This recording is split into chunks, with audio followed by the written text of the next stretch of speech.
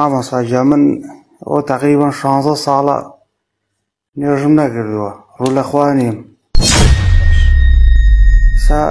هاتووەتە دڵمەوە و ئاو چەند جارێکە سەیری جەناب دەکەم و سەیری لای وشتەکان دەکەم، بەڕاستی یعنی دڵم ئەکوڵێ بۆ ئیسلام.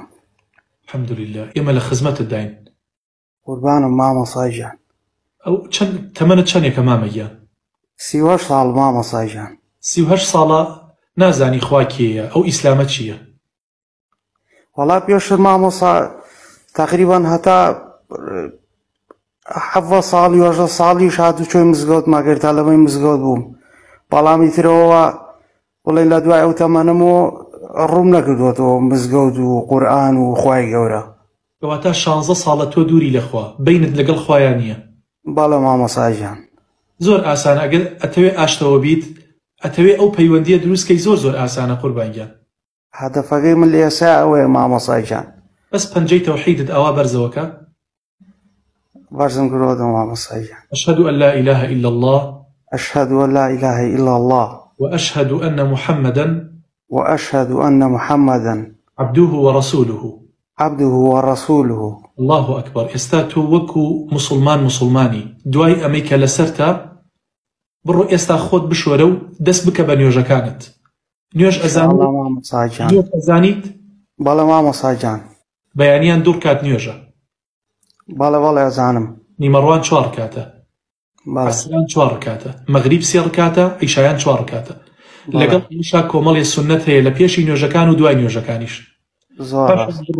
بڕۆ دەربارەی عەزەمەتی خوای گەورە بخوێنەرەوە، بڕۆ گوێ بگرە بزانە لا ئیلاهە ئیلا الله چی لە تۆ داوا ئەکات. ڕووکە خوای گەورە لە سوژدەیە ئیمشەو زۆر بمێنەرەوە. وەڵامی مامۆستا بمبورە قسەژەکەی من بەڕاستی کە ئاوە دوور بووم لە دین و لە خوا و لە نوێژ، من هەر بڵێن هەستمە کرد بە لە دڵەوە پەیوەندیەکم هەبوو لەگەڵ خوایە بەڕاستیەکەی، بەڵامی تر شەیتان زیاتر زاڵ بوو بەسەرما کە ڕووم ناگردە خوای گەورە، بەڵام وەکو پەیوەندی هەر لە دڵەوە هەستمە کرد پەیوەندیم هەبوو لەگەڵ خوای. یعنی زۆر کات بیرمە کردەوە ئەم ئینسانە بەم سیستەمە جوانە دروست کراوە هەر لە لەشی ئینسانەوە. یعنی من پێشتر مامۆستا لە چیەوە ڕاستی و هاتووەتەوە دڵمەوە بێم بۆ ناو ئیسلام بۆ ڕووکەمە خوای گەورە. من بەڕاستی یعنی 16 ساڵ کە تۆ دووربی لەخوا ئەسڵان هەر هیچ لەبیر نامێنێ، یعنی هەر لەخوا دوورەکەویتەوە هەتا یعنی نەعوذ بالله بەرەو مولحیدی ئەڕۆی. بەڵام بەڕاستی ڕووم کردەوە وەرزشکردن، شارزای وەرزش بووم، شارزای ناوەی جەستەی ئینسان بوو مامۆستا. یعنی مەسەڵەن ئەندامەکانی لەش چۆن ئیشەکە، یعنی هەر لە خۆم و ڕۆژێکدانیشم بیرم کردەوە. یعنی ئەم شتانە ئەوە بە جوانی ئیشەکەن بە سیستەما دروست کراوە، ئەمە لە خۆیەوە بووە، یان ئەمە ئیلا کەسێک هەیە بەدیهێنەرێک هەیە زۆر نازانم یعنی چۆن وەسفی بکەم. ئەنجام مامۆستا هاتووەتەوە دڵم بەڕاستی یعنی ئێستا دڵم ئەکوڵێ کە ڕووکەمە خوای گەورە، یعنی حەزەکەم وەکو جەناب، وەکو حەدم نییە من وەکو جەنابم، حەزەکەم وەکو ئەوانی کە ئاوا دەخوازم وەکو کەسێک ئاچێتە مزگەوت، یعنی دڵم بۆی ئەگەشێتەوە. برا گیانلەکەیەکە و متابعی ئەماکەیت، چاودێری لایڤەکانمانەکەی؟ وەڵاهی مامۆستاوە تەقریبەن مانگ دوو مانگێکە بێت، یعنی شانە دانیشم ئاوا بە دیار جەنابتەوە یا ئەوانی کە ڕیکۆرد کراوە لە تیکتۆک زۆرینەی کات متابعەیەکەم، یعنی ئیتر هەستەکەم وەکو ڕەفیقێک، یعنی وەکو جەناب وەکو ڕەفیقێک حەزەکەم شەوانە کە ئێمە ناو جێگاکەم یەکسەر پەلاماری مۆبایلەکەم وێم تیکتۆکەکەم کەم و سەیری تۆ بکەم. باشە ئەگەر من لەناو ئەم تیکتۆکەیان نەبوومایە لایڤم نەکردایەتەوە بۆی هەیە جەنابەت قەت موسڵمان نەبوویتایەتەوە؟ زۆر ئەگەری هەیە. ئەرە وەڵا مامۆستا کەواتە ئەمە وەسیلەیەکی زۆر باش بوو بۆ ئەوەی خەڵکێکی زۆر ئیسفادە بکات. زۆر ڕاستە مامۆستا گیان. الحەمدولله برای جوانم. مامۆستا چی من بەڕاستی بۆ وەڵاهی وتم دوای خێرم بۆ بکەن، ئینشاڵڵا یاداوە لە خەڵکەی دوعام بۆ بکەن، بەڕاستی بێم بۆ ناو ئیسلام و بەڕاستی یعنی بەدڵ حەزەکەم بێمەوە، یعنی بەدڵ حەزەکەم ڕووکەمە خوای گەورە. یعنی گیان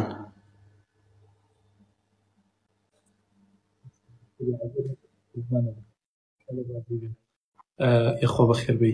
برا جوانەکەم تۆ الحەمدولله شەهادەی تەوحیدت هێنات وەکو موسڵمان ئێستا موسڵمانی ئەوەی لەسەرتا بڕۆ ئێستا خۆت بشۆرە دەستکە بە نوێژەکانت ئیمشەو هەر ئێستا بڕۆ دوور کاتی نوێژی تەوبە بکە لەسەر ئەو بەرماڵە باشە بڕۆ سوژدە زۆر بگری بۆ 16 ساڵی تەمەن کە دوور بیتە لە خوای گەورە بگری داوای داوا لە خوای گەورە بکە ئەو تەمەنی کە ماوتە تەمەنێکی کەم دوو بەشی تەمەنت ڕۆیشتۆ بەشێکی ماوە بڵێ داوا دێکم خوایە ئەم 22 ساڵە ئەم 25 ساڵەی کە ماومە عەقیبەتم خەیرکەی هیدایەتم بیت بتوانم قەرەبووی ئەو هەموو ساڵە بێدینیە بکەمەوە کە 16 ساڵ لە تۆ دوور بوو.